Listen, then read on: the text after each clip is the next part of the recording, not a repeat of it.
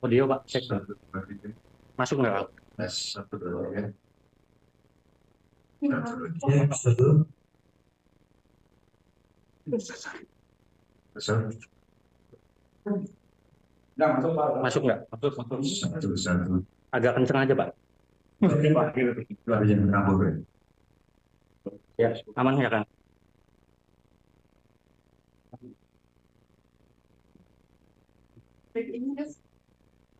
Ya. Aduh, pegel. Siap, udah. Masuk ya?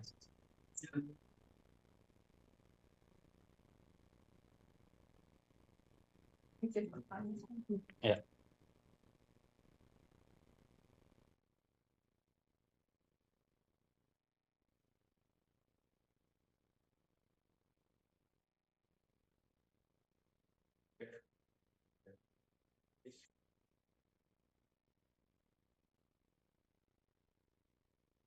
Cek 1 2 3, cek 1 2 3. Cek cek. Ya. Lambat ya.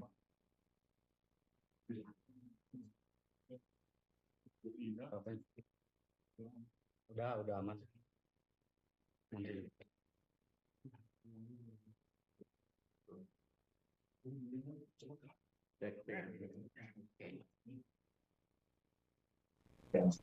Iya, iya. Nah, tes tes tes. Buka kayak gini.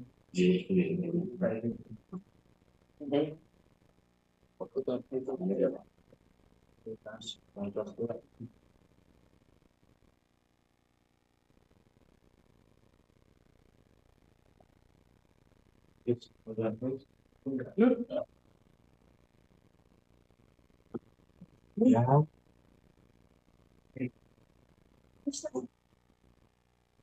Yes.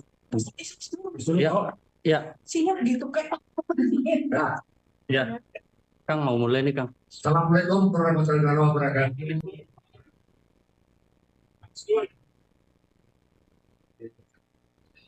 Ya, kami dari tim Lompok dari Jabir Antara Merah Putih ingin memberikan penjelasan terhadap klien kami, yaitu saksi Muhammad Kafi dan Abdul Farhan Farsen. Ya. Jadi nanti Profesor Yusran Sarin menyampaikan disambung oleh Bang Fitra Ramadhani kelasnya. Lalu kita buka tanya jawab. Kami persilakan pada Profesor. Terima kasih Bapak Brigjen Siswandi, Bapak dan juga terima kasih atas kehadiran dari para media massa di elektronik yang kami akan menjelaskan bahwa kita mengundang beberapa saksi, namanya adalah saksi dari Pak Asren dan Guru Kafi, yang mana Muhammad Kafi, yang mana mereka telah memberi keterangan di bawah sumpah di pengadilan yang terbuka untuk umum. Dan keterangan itu sudah jelas dan yang memberikan keterangan yang sebenar. Jadi sekarang ada upaya-upaya untuk menekan, menteror, mengintimidasi, dan mendemo dan memberikan keterangan kebencian kepada publik bahwa klien kami adalah memberi keterangan tidak benar.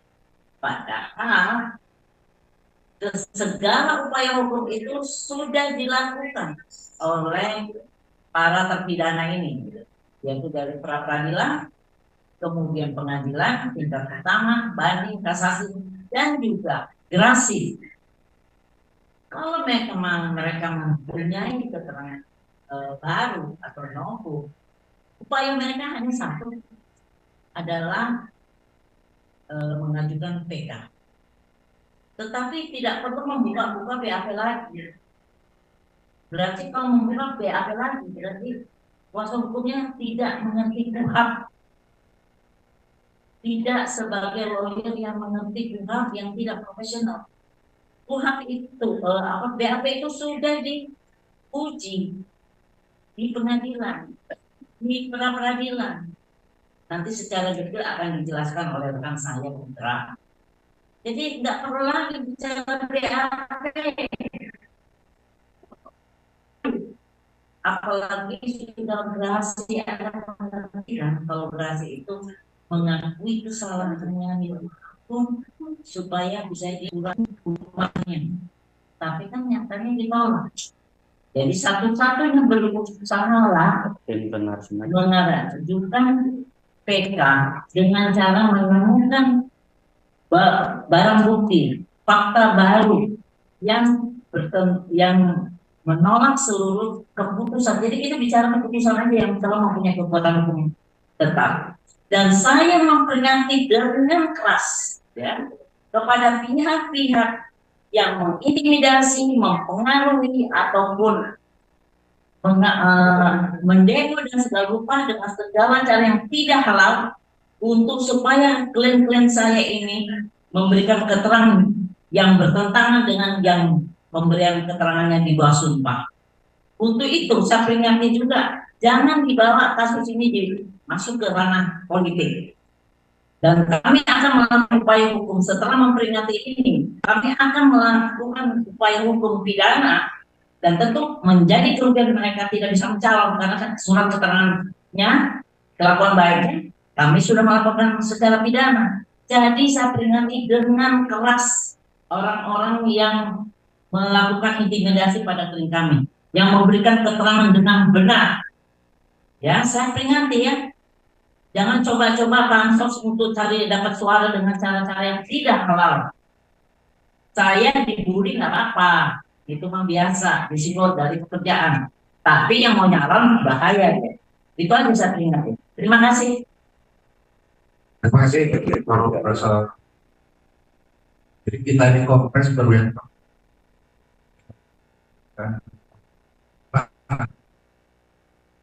apa yang sudah berjalan.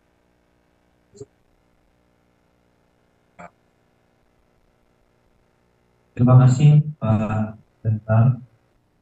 Assalamualaikum warahmatullahi wabarakatuh.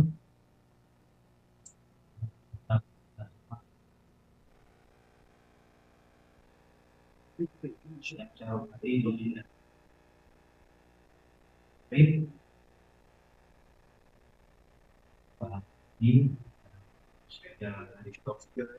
baik, rekan-rekan sekalian yang kami hormati, saya fakta terkait kasus kematian Cirebon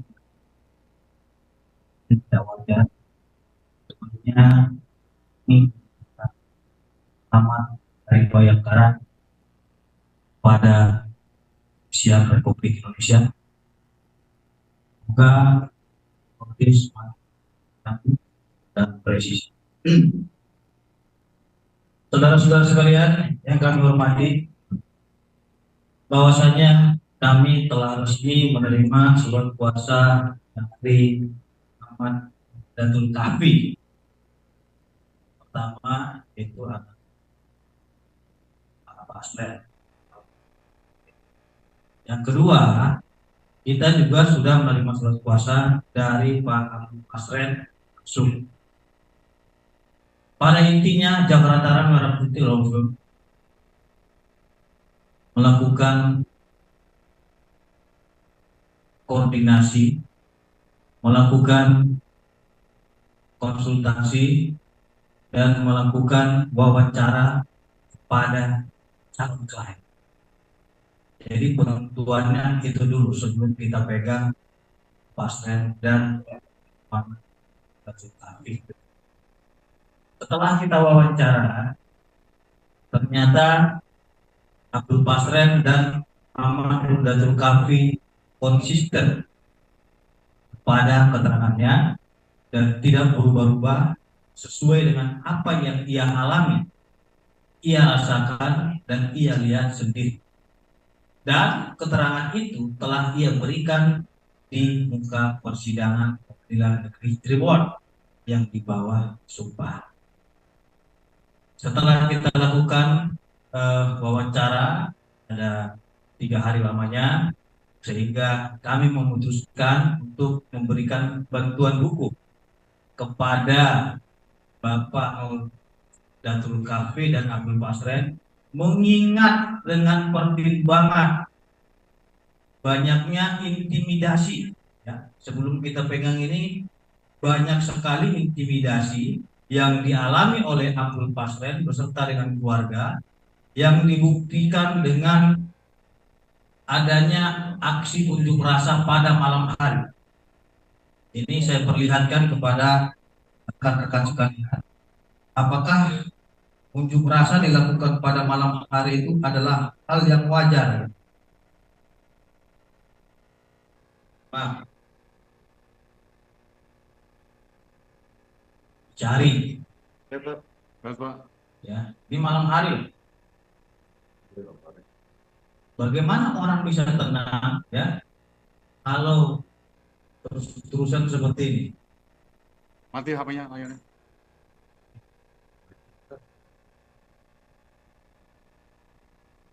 Oke. Oke, aman. Dan masalah persekusi ini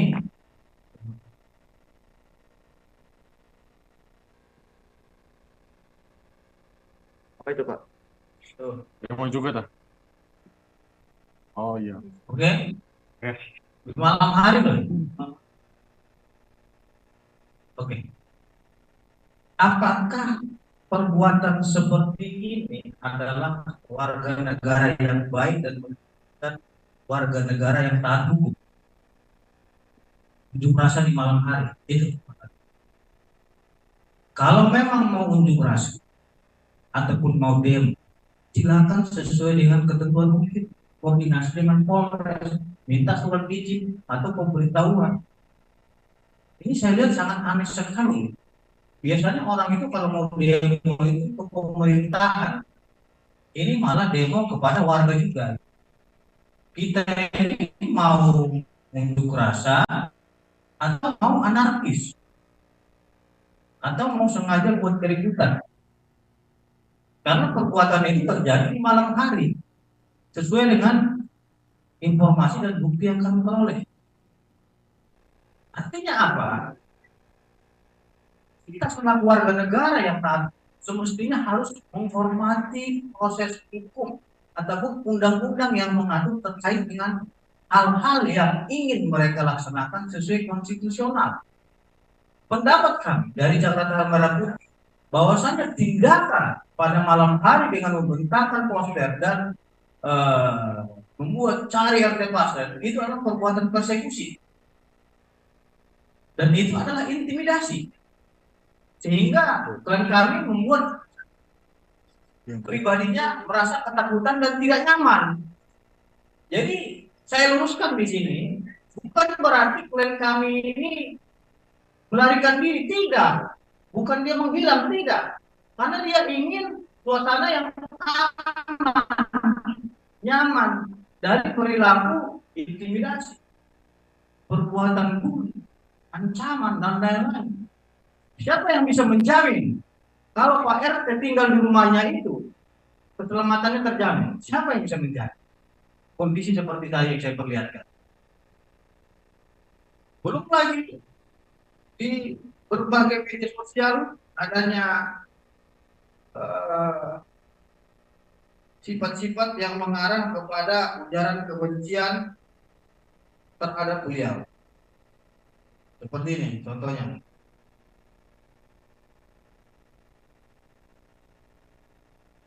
Pak Pol, tangkap RT Basren ini.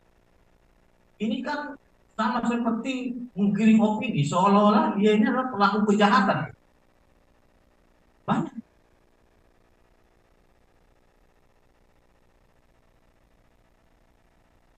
Dan banyak juga seperti foto-foto beliau dibuat seperti ini mukanya.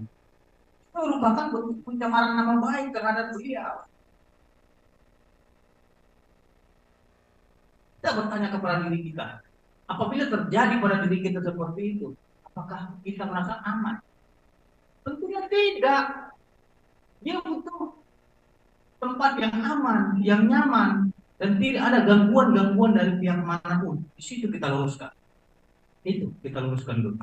Jadi teman-teman ataupun masyarakat Indonesia, kita luruskan, Pak RT tidak menghilang, Pak RT tidak melarikan diri, Pak RT hanya ingin kita berikan jaminan dan kepastian hukum bahwasannya dia itu aman, dan kita berikan perlindungan hukum bahwasannya beliau itu tidak terganggu oleh pihak-pihak yang ingin menyerang beliau. Jadi rekan-rekan sekalian, mengenai Abdul Fasred maupun Nurdatul Kafi yang dilaporkan oleh keluarga terpidana, kami menilai itu hanyalah upaya hukum dari keluarga terpidana untuk membuat nopo dalam mengajukan peninjauan kembali ke Mahkamah Agung. Nggak ada masalah, sah-sah saja. Silahkan dibuat laporan polisi, dan itu adalah konstitusional yang dijamin oleh undang-undang. Tapi ingat, jangan laporan polisi ini dijadikan nopo, tapi kenyataannya Pak Fasred ini tidak memberikan keterangan palsu sebagaimana yang dituduhkan kepada mereka, maka konsekuensi hukumnya akan berdampak kepada pelapor. Apabila laporannya tersebut dihentikan oleh pihak kepolisian atau tidak cukup bukti atau bukanlah tindak pidana, ingat konsekuensinya telah diatur di dalam Kitab Undang Hukum Pidana sebagaimana dengan laporan palsu atau fitnah dan pencemaran nama baik. Itu. Maka kami menilai upaya laporan polisi terhadap Fasred hanyalah untuk membuat nopo baru dalam mengajukan PK. Kami minta kepada rekan-rekan yang sedang melakukan upaya hukum ataupun para keluarga terpidana, ya, jangan terlalu memaksakan kehendak agar klien kami ini berubah keterangannya sesuai dengan apa yang disampaikan oleh klien saudara. Kalau memang saudara merasa itu tidak benar, silakan. Tentu kami selaku penasihat hukum dari Jakarta Merah Putih, kita akan ikuti proses hukum yang benar dan baik. Apabila memang pihak kepolisian meminta klarifikasi, kita akan hormati. Kita ikuti prosedurnya. Tapi ingat, bukan berarti kita mengikuti prosedur hukum ini kita diam. Tidak. Bakal ada nanti tindakan hukum yang kita lakukan apabila laporan ini tidak terbukti benar. Itu pasti. Kalau kita sudah gigit, kita nggak akan lepaskan itu. Baik, saudara-saudara sekalian, bahwasannya yang dipersoalkan oleh pelapor terhadap klien kami itu mengenai katanya itu ada dugaan memberikan uang kan gitu. Saya luruskan, di dalam putusan pengadilan, kalau pelapor ini membaca secara utuh putusan dan keterangan daripada klien kami Bapak Abdul Fasred, cuma 3 poin inti yang disampaikan beliau terkait masalah uang. Kita tidak menemukan di sini. Jadi jangan ditambah-tambahin. Itu sudah menimbulkan fitnah. Maka pertanyaannya apa yang menjadi persoalan sehingga beliau dilaporkan? Keterangan beliau itu menjelaskan, ya, bahwasanya keluarga terdakwa H, ya, datang, ya, meminta bantuan kepada Bapak Fasred supaya anaknya tidak terjerat hukum. Kenapa Kenapa? Karena dia selaku RT. Terus beliau juga meminta agar anaknya ini bisa dibebaskan. Itu. Jadi jangan bilang berkata jujur. Bagaimana mungkin motifnya? Beliau didatangi gitu loh. Yang bukan Pak Patren yang mendatangi, tapi beliau dari keluarga ini yang mendatangi. Apa urgensinya dia mendatangi kalau tidak meminta bantuan? Kalau dia nggak mau meminta bantuan, ngapain datang ke Pak Patren? Artinya apa? Kita berpikir secara sederhana saja. Apa urgensinya beliau mendatangi Pak Pasren kalau bukan untuk meminta bantuan? Bagaimana mungkin dia datang hanya, Pak, tolong berkata jujur, itu saja, langsung pulang. Simpel sekali perkataan seperti itu. Emang nggak ada perkataan-perkataan lainnya? Saya kira kalau hanya menyatakan, Pak, tolong berkata jujur, anak saya, bahwasanya anak saya tidur di rumah Bapak, habis itu pulang. Nggak masuk akal. Makanya nanti ini akan kita buktikan, ya. Dan klien kami memastikan setelah beberapa kali kita wawancara dan konfrontir dengan saksi-saksi, beliau tetap konsisten pada keterangannya, pada putusan pengadilan, bahwasannya para terpidana ini, ya, yang dia ketahui tidak pernah tidur di rumahnya. Jadi ini adalah rumah dia. Ini adalah tempat dia. Masa orang lain yang tahu gitu?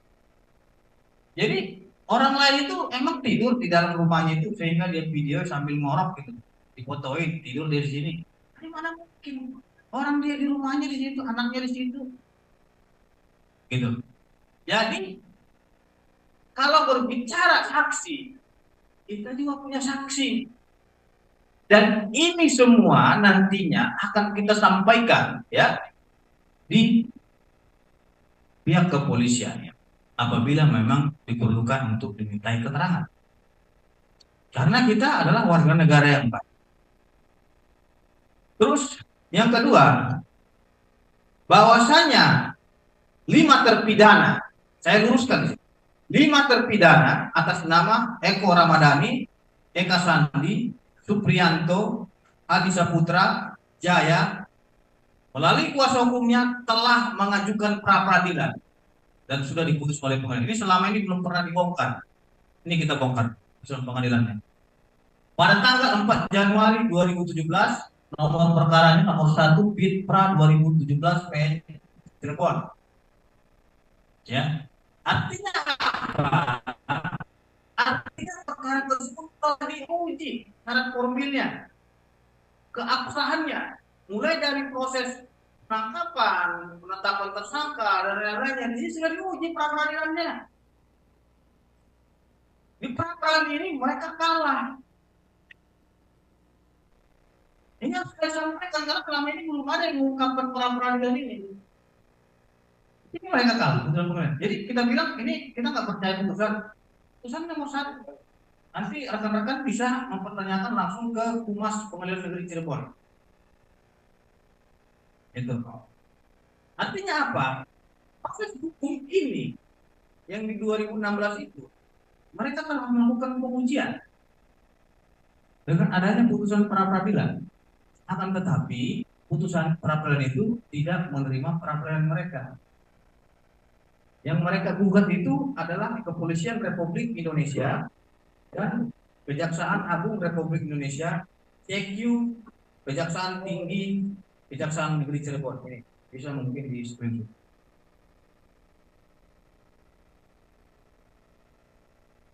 Dan ya, mungkin ada tambahan dari basis. Jadi intinya sampai hari ini tetap sehat.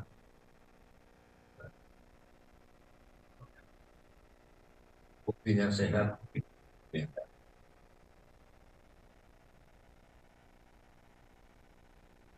Bukti apa coba bisa sampaikan? Karena surat kuasa. Oke. Di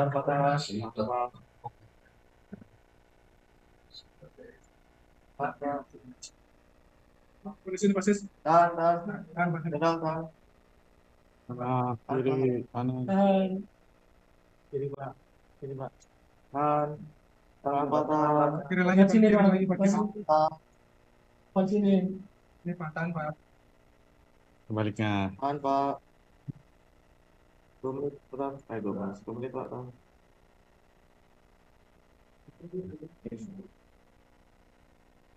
Nah, Dan itu yang sampai tadi pun kita sepakat bahwa tanggal 27 Agustus malam minggu tidak ada para terpidana itu yang tidur di rumah. Jadi tambah dari saya ingin jawab. atau Pak, alasannya Pak memilih jadi kuasa hukumnya Pak Pasren ini, Pak? Yang pertama, kita telah melakukan rapat tim sebelum kita terima Pak Pasren ini dengan melihat beberapa faktor dan pertimbangan. Faktor yang pertama, rasa kemanusiaan. Ya, faktor kemanusiaan kita lihat bahwa Pak Pasren ini telah didemo, ya, sehingga dia meninggalkan kediamannya yang nyaman itu. Yang kedua, adanya banyaknya tindakan intimidasi baik di dunia maya maupun di media sosial. Ya. Yang ketiga, kita telah melakukan wawancara dan konfrontir antara beliau dengan saksi. Nah, kita melihat bahwasanya beliau itu konsisten terhadap keterangannya dan dia menyatakan tidak akan merubah keterangan itu karena itu yang ia lihat sendiri dan dia ketahui. Artinya apa? Jangan juga kita paksakan agar dia mengarang cerita agar keterangan itu tidak sesuai. Itu yang bahaya, gitu loh. Kita juga sebagai penasihat hukum, ya kalau memang apa yang sebenarnya itu yang kita pegang. Maka saya kira kalau memang keterangan beliau itu tidak benar, kita penasihat hukum konsekuen tidak akan memegang kuasa kita. Ini arahan dari Ketua Umum Jakarta Utara. Nah, karena memang beliau ini konsekuen dan konsisten kepada keputusan pengadilan dan berita acara, bukan berita acara ya, keterangan dia di persidangan itu, sehingga kita putuskan untuk memberikan bantuan hukum dengan pertimbangan kemanusiaan. Makanya kita akan berikan perlindungan hukum dan tempat dan rasa yang nyaman kepada mereka. Tadi dikatakan intimidasi itu dari mana saja bisa disebutkan, dan yang kedua beberapa kali kita teman-teman media sudah mencoba bertemu dengan Pak Pasren, tapi tetap saja gagal. Terus alasannya kenapa Pak Pasren belum bisa memberikan keterangan media ketika beberapa kali kita mendatangi rumah beliau tapi belum bersedia memberikan. Oke. Yang pertama, intimidasi. Arti intimidasi itu adalah perbuatan menakut-nakuti. Ya, sesuai dengan KPPI. Perbuatan menakut-nakuti itu bukan hanya terjadi di dunia nyata. Di media sosial juga terjadi. Seperti tadi saya perlihatkan. Tangkap Pak Pasren, Pak polisi, dia adalah pemberi keterangan palsu. Bagaimana mungkin dia tahu itu adalah pemberi keterangan palsu dan ini sudah diperiksa? Bagaimana mungkin dia menyimpulkan Pak Pasren ini sedang memberikan kesaksian palsu, sedangkan perkaranya saja sudah diperiksa apakah dia palsu atau tidak? Artinya apa? Artinya beberapa orang ini telah membuat penghakiman sendiri yang menimbulkan ketakutan kepada Pak Pasren. Yang kedua, Anda sudah melihat sendiri bahwasanya adanya demonstrasi di malam hari dan unjuk rasa dengan spanduk tulisan dicari RT Pasren, tangkap. Ini kan berbahaya sekali. Apa yang bisa memberikan jaminan keamanan kepada beliau apabila beliau tinggal di rumah tersebut, padahal rumahnya sudah didemo? Siapa yang bisa memberikan perlindungan itu? Siapa? Kalau bukan hanya penasihat hukum yang memberikan. Itulah gunanya kehadiran Jakarta Merah Putih, memberikan kepastian hukum dan perlindungan kepada warga masyarakat. Pak, ini yang kedua Pak, yang beberapa kali media sempat menemui beliau, atau beliau tidak bersedia menemui Pak kita. Beberapa kali media, mohon maaf, bukannya beliau tidak mau melindungi kerja, karena beliau saat ini masih sifatnya trauma. Karena banyaknya tadi orang tidak dikenal. Jangan-jangan bukan media seperti itu loh. Jangan-jangan ada oknum-oknum preman. Kita kan nggak tahu nih. Mengatasnamakan media, mengatasnamakan rekan-rekan sekalian, padahal dia adalah oknum yang sengaja ingin menteror beliau. Karena kita lihat saja, kadang saya diberitahukan ada orang yang lihat-lihat beliau pada malam gitu loh. Jadi ini bahaya, makanya ini kan rumah dia itu juga kita pantau terus. Dan ada orang-orang kita memang kita buat intel-intel kita di situ. Yang tidak kita kasih tahu siapa itu. Orang-orang kita yang mantau-mantau di situ, siapa yang berbicara, siapa yang alang-alang di sana. Ada. Ada upaya untuk melaporkan terhadap beberapa orang yang melakukan intimidasi itu, Pak? Di PKD itu bukan raja lapor gitu. Di PKD itu adalah orang yang memang kooperatif terkait dengan proses hukum. Akan tetapi tidak menutup kemungkinan ya setelah permasalahan ini selesai kita lalui, maka saya bilang tadi akan kita kejar dan kita kalau gigit tidak akan kita lepas gitu. Kondisi Pak Pasren sekarang gimana, Pak? Kondisi Pak Pasren tadi sudah dijelaskan oleh ketua, beliau baik-baik saja setelah didampingi oleh penasihat hukum dan kita berikan rasa kenyamanan kepada beliau dan perlindungan hukum, sehingga saya kira dengan adanya penunjukan kuasa hukum, rekan-rekan sekalian bebas untuk bertanya terkait dengan Pak Pasren, keberadaannya, lokasinya dan lain-lain ataupun kesehatannya kepada kita. Akan tetapi terkait dengan keberadaan beliau ini kita rahasiakan tempatnya, mengingat situasinya lagi tidak kondusif saat ini. Seperti itu. Sudah daftar ke LPSK mungkin Pak?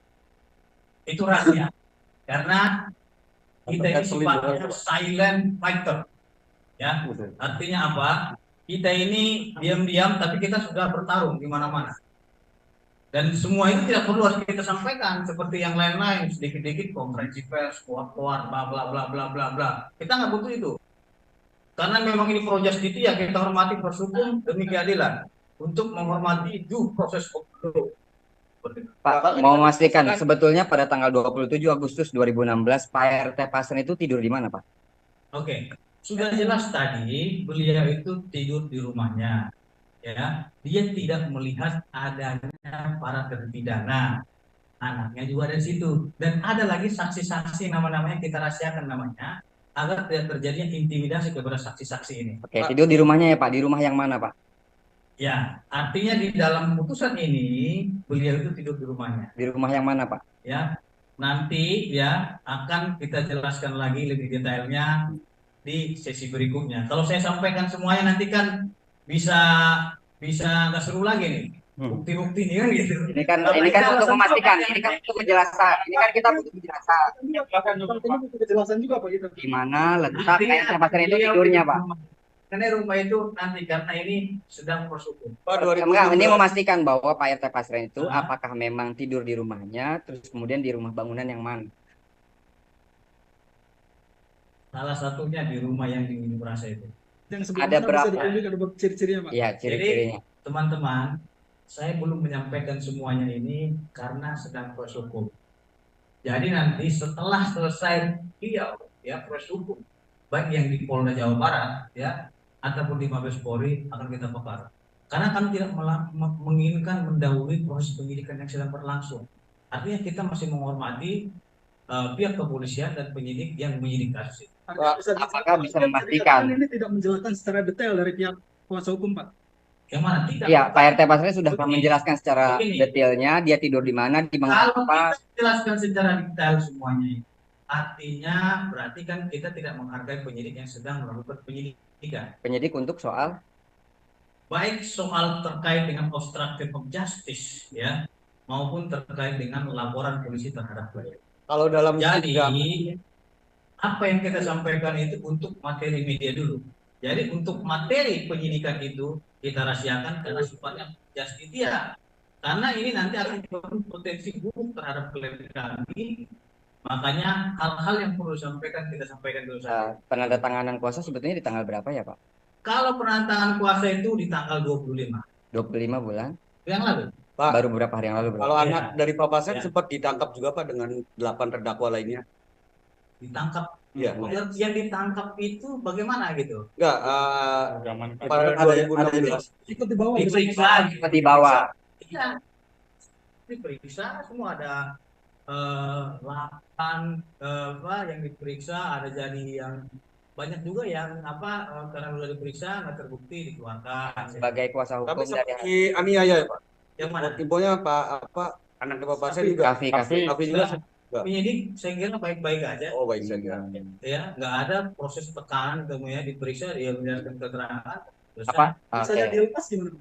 Lepas Ya. Misalnya dia lepas bukan kalau lepas itu berarti kan dia ditangkap. Berarti ini kan pelaku. Dia nggak ada. Jadi pertanyaan itu Ya, yang ada sesuai. perdebatannya gitu. Kalau lepas itu berarti kan dia bersalah gitu. Kan informasinya itu kan ada pertukaran Pak. Jadi gini lah, keterangannya itu proses penyidikan ini Iya. penyidiknya dia menangani kalau dia konversi dari Pak. Iya. Kita lawyer terhadap 2 klien itu sebatas itu aja. Jadi jangan masuk arena proses penyidikan. kalau dari Itu kita sebetulnya berharap Pak, justru itu Mas Ren itu harus hadir di sini karena sebelum Bapak menandatangani kuasa hukum bersama Orangnya yang di sini. orangnya tidak pernah mau menemui media massa sejak beberapa waktu lalu. Kami belum memberikan kebebasan keluar. Orangnya ada di sini. Alat- Dan dari kita ngomong. Ya alasannya apa Pak? Sehingga Ada akhirnya alasan, banyak indignasi. Nanti banyak Enggak, maksudnya media massa bertanya apakah dimaksud sebagai intimidasi atau seperti apa? Tidak menjaga. menjaga hal-hal yang pentingan klien kami. Ini putus tadi. kalau dalam 2016 sih Pak kesaksian di persidangan Pak Pasien menjelaskan seperti apa? Itu sudah direncanakan. Ada di Enggak mengingatkan ada 2 rumah yang kalau yang disebut para 8 terpidana itu kan rumah kontrakan. Nah, makanya kita nanya tadi pada saat kuasa hukum itu menjelaskan dia tidur di rumahnya, Iya, kami ada 2 bertanya rumah soalnya. sebagai seorang jurnalis kita bertanya di mana rumahnya. Termasuk itu rumahnya yang kita rasain orang-orang itu. Cari. Jangan-jangan bangunan yang berbeda tempat pasien tidur dengan yang mereka pada kumpul sehingga tidak tahu. Padahal Kafi yang ada di situ. Klien kami itu yang hak mereka ada semateri dia sebagai saksi. Jangan melebar ke proses penyidikan. Saya penyidik 34 tahun. iya. Sekarang saya praktisi. Sekarang saya longkong. Tahu arahnya kemana itu. Dan ini nanti media banyak yang nyari dia.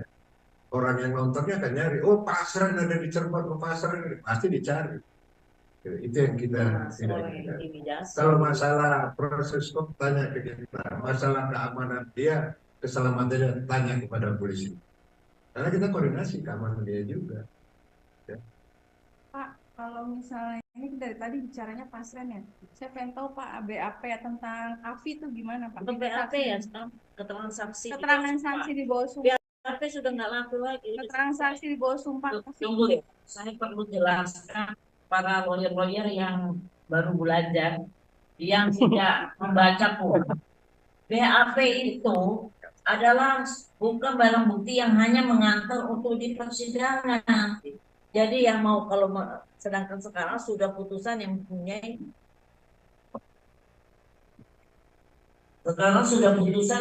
kekuatan hukum tetap. Jadi kalau mau melihat keterangan dia ada di putusan, itu kita bisa salahkan dan itu kan memang persidangan terbuka untuk umum. Jadi keterangan dari Pak Pasren itu ada, nanti bisa kita bagikan karena itu memang terbuka untuk umum. Anda juga waktu itu mungkin rekan-rekan yang lain pernah mengikuti persidangan ini. Jadi jelas ini banyak orang memberikan keterangan mengaburkan masalah. Jadi kita harus menjelaskan dengan terang benderang apa yang telah terjadi. Banyak keterangan-keterangan yang tidak masuk akal yang tujuan untuk mengaburkan penyidikan, untuk mengaburkan dan mempengaruhi menekan klien kami. Karena itulah kami bersama-sama Pak Sis Andi untuk membantu dan rekan-rekan semua untuk membantu klien-klien kami. Jadi begini, sekarang Anda pakai logika aja ya. Mereka mau mengarahkan bahwa tidur di rumahnya Pak Pasren. Terus mereka juga mengatakan mereka tidak saling kenal. Emangnya itu rumahnya Pak Pasren itu ini hotel? Mereka nggak saling kenal, duduk sama-sama 8 orang tinggal di situ. Logikanya di mana? Tidak saling kenal. Terus tidak saling kenal bakar-bakar ayam. Tidak saling kenal makan-makan beli sama-sama nasi kuning. Di mana kebenaran yang sebenarnya? Jadi kalau namanya rekayasa itu selalu nggak klop, tidak masuk logika. Jadi tolong media mencerna semua keterangan-keterangan ini. Dan kemudian Pak Pasren ini kan didatangi oleh keluarga para terpidana. Dan kebutuhannya hanya satu, supaya membebaskan. Itu ada di bawah sumpah, membebaskan anak-anaknya yang terpidana ini lepas dari jeratan hukum. Bukan Pak Pasren datang-datang nyodorin ini, ya kan? Kalau soal uang, penyuapan dan sebagainya, itu bukan Pak Pasren yang ngomong, ada saksi yang lain, saksi Teguh sama satu lagi ya. Itu dan itu ada di lawyer-lawyer mereka. Jadi kasihanlah kalau dibikin simpang siur, dan karena itu terus menerus di medsos dan membuat seolah-olah publik tuh sudah nggak tahu kebenarannya seperti apa. Tapi kalau dicerna baik-baik, saya sendiri bikin, loh katanya nggak kenal. Tahu-tahu makan nasi kuning bersama, bakar ayam bakar bersama di rumahnya Pak Pasren. Emangnya Pak Pasren, rumahnya Pak Pasren itu pesanggrahan atau hotel? Ada memang fakta-faktanya, kan hakim itu memberikan satu keputusan. Keputusan itu ada bukan berdasarkan BAP, karena dia rekonstruksi nggak mau. Udah tuh telah diuji secara formalitas di pra-peradilan. Kemudian di pengadilan, dia mencabut BAP-nya. Dia dicabut. Jadi ngapain lagi, kembali lagi ke orang BAP lagi. Tapi berdasarkan putusan udah dicabut. Sudah itu apalagi keterangannya? Dari 5 dia cabut cuma 3. Jadi tetap aja putusan yang 2 orang ini bisa 5 saksi mahkota yang saling memberikan keterangan benar, dia nggak mencabut, ya tetap aja 3 ini mencabut, hanya dia yang 3 orang ini keterangannya jelas, katanya itu kecelakaan.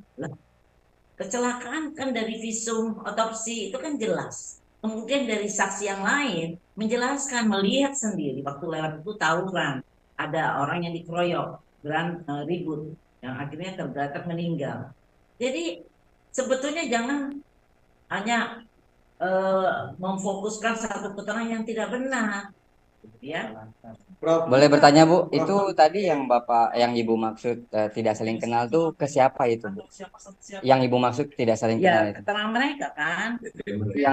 Ya siapa yang Ibu jelaskan tadi?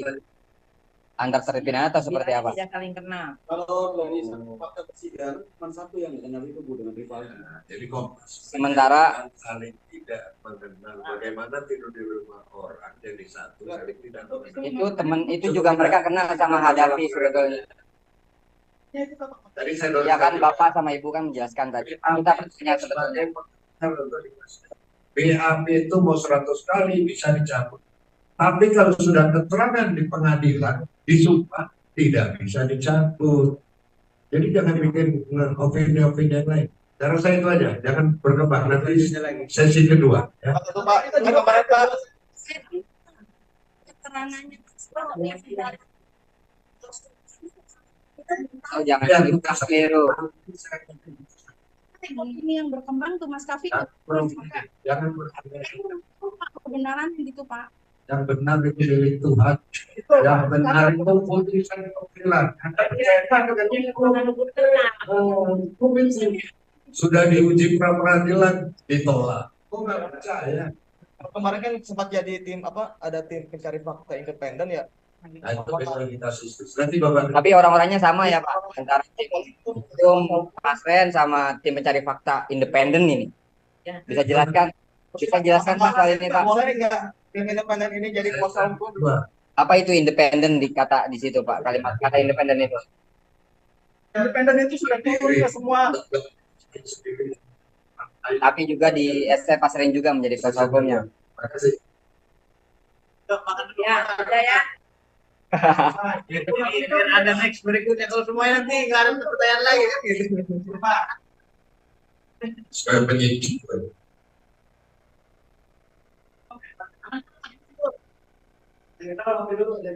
Kopi.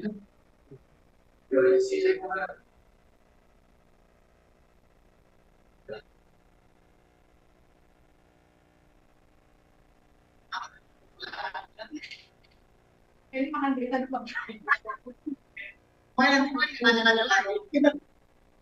Kalau itu masa dibuat.